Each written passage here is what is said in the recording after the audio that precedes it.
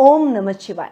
क्या आपने कभी सोचा है कि मंदिरों में भगवान शिव, शिवालयों के बाहर नंदीश्वर को क्यों स्थापित किया जाता है, नंदी की मूर्ति क्यों रखी जाती है? आज मैं आपको उसके बारे में जानकारी दूंगी। रोजाना की तरह 8 जुलाई शनिवार का आपको पंचांग दिया जाएगा, रोजाना की तरह आपको राशिफल भी दिया जाएगा और राशिफल के दौरान आज मैं आपको बताऊंगी कि राशि के अनुसार भगवान शिव के बीज मंत्रों का जाप आपको कैसे करना चाहिए और कौन से बीज मंत्रों का जाप आपके लिए उचित रहेगा। साथ ही आपको रोजाना की तरह आज भी एक प्रश्न किया जाएगा जिसका उत्तर आपको मुझे कमेंट में जाकर जरूर देना है। लकी विनर को मिलेगा फ्री कुंडली विश्लेषण का लाभ। तो सबसे पहले भगवान शिव के सामने नंदी की मूर्ति को क्यों स्थापित किया जाता है? आप हमेशा भगवान शिव के मंदिर गए होंगे। शिवालयों में आपने हमेशा देखा होगा कि शिवलिंग के बाहर, मंदिर के बाहर जहाँ शिवलिंग होता है उसकी थोड़ी सी दूरी पर नंदीश्वर को स्थापित किया जाता है, नंदी की मूर्ति लगाई जाती है।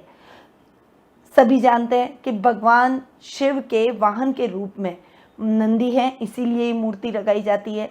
परंतु भगवान शिव के वाहन के साथ साथ नंदी की मूर्ति इसलिए भी लगाई जाती है क्योंकि वे भगवान शिव के परम भक्त हैं।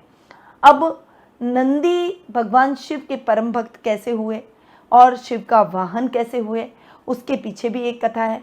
भगवान शिव महान तपस्वियों में से माने जाते हैं और वे सदैव समाधि में लीन रहते हैं। ऐसी मान्यता है कि जो व्यक्ति भगवान शिव तक अपनी बात पहुंचाना चाहता है वह नंदी के कान में अपनी बात रख दे तो भगवान शिव तक उसकी बात पहुंच जाती है, क्योंकि भगवान शिव ने नंदी को ये वरदान दिया है कि अगर तुम्हारे कान में कोई व्यक्ति अपनी बात कहेगा तो वो बात मुझ तक तुरंत पहुंच जाएगी।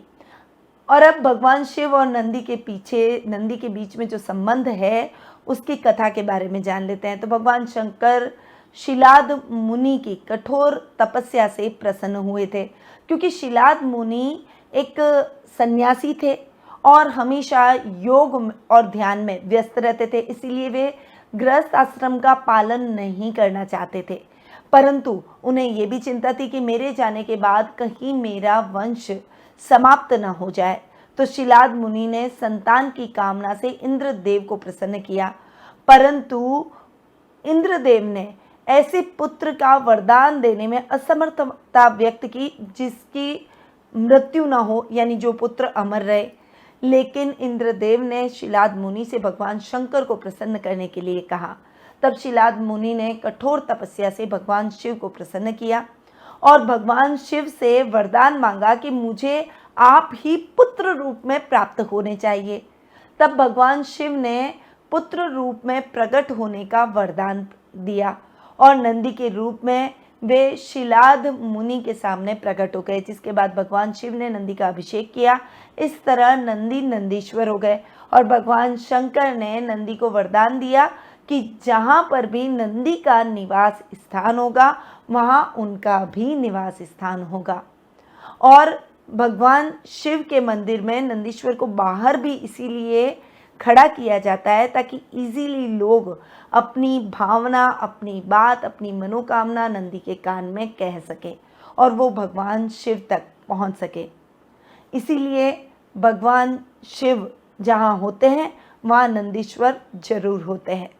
तो ऐसी ही जानकारियों के लिए आप मेरे इस सावन के पवित्र महीने में मेरे चैनल को सब्सक्राइब कर सकते हैं। बेल आइकन पर ऑल दबाएं ताकि आपको सभी जानकारियों का लाभ प्राप्त हो सके और ये जानकारियाँ अच्छी लगे तो इन्हें लाइक और शेयर जरूर करें। और सावन का पवित्र महीना चल रहा है तो हमारे संस्थान में इस सावन माह में, चूँकि ये सावन माह 2 महीने तक रहने वाला है, तो इस सावन माह में आपकी ही सुविधा के लिए भगवान भोले शंकर की प्रसन्नता के लिए आपके नाम से पूजा करवाने का प्रावधान रखा गया है। और ये रुद्राभिषेक सावन माह में, पूरे सावन माह में 2 महीने तक चलने वाले हैं और ये रुद्राभिषेक आपके खुद के नाम से किए जाएंगे। तो यदि आप अपनी पूजा हमारे माध्यम से कराना चाहते हैं, भगवान भोले शंकर तक अपनी बात हमारे माध्यम से पहुंचाना चाहते हैं, यदि आप भोले शंकर को प्रसन्न करना चाहते हैं तो स्क्रीन पे दिए गए नंबरों पर संपर्क करके अपनी पूजा आज ही बुक करवा सकते हैं। तो बढ़ते हैं आगे और जान लेते हैं आज का यानी 8 जुलाई शनिवार का पंचांग।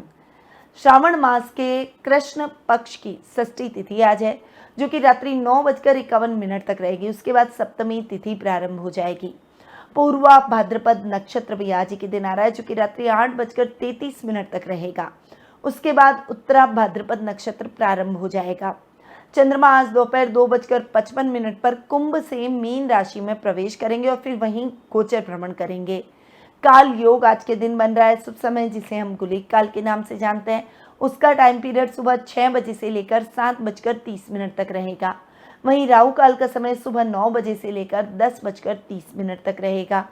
दिशाशूल आज पूर्व दिशा में रहेगा। यदि इस दिशा में यात्रा करना आवश्यक हो तो उड़द खाकर आप इस दिशा में यात्रा कर सकते हैं। आज बुध ग्रह का राशि परिवर्तन होने जा रहा है। अब तक वे अपनी खुद की राशि मिथुन में स्वग्रही होकर विराजमान थे और आज के दिन वे राशि परिवर्तन कर कर्क राशि में प्रवेश कर जाएंगे। तो बुध के इस राशि परिवर्तन का, चंद्रमा की इस व्यवस्था का, चंद्रमा कहाँ बैठे हैं उसका क्या प्रभाव आपको अपने इस आज के दैनिक जीवन में देखने को मिलेगा, उसके बारे में जान लेते हैं। तो शुरुआत करते हैं आज के दैनिक राशिफल की। और दैनिक राशिफल के दौरान रोजाना की तरह आज भी आपको कुछ विशेष उपाय भगवान शिव को प्रसन्न करने के बताए जाएंगे। यानी आपको किन बेसिक शिव मंत्रों का जाप अपनी राशि के अनुसार करना चाहिए ताकि भोले शंकर की प्रसन्नता सदैव आप पर बनी रहे, उसके बारे में मैं आपको बताऊंगी। और रोजाना की तरह आज भी आपसे एक प्रश्न किया जाएगा, जिसका उत्तर आपको मुझे कमेंट में जाकर जरूर देना है। लकी विनर को मिलेगा फ्री कुंडली विश्लेषण का लाभ।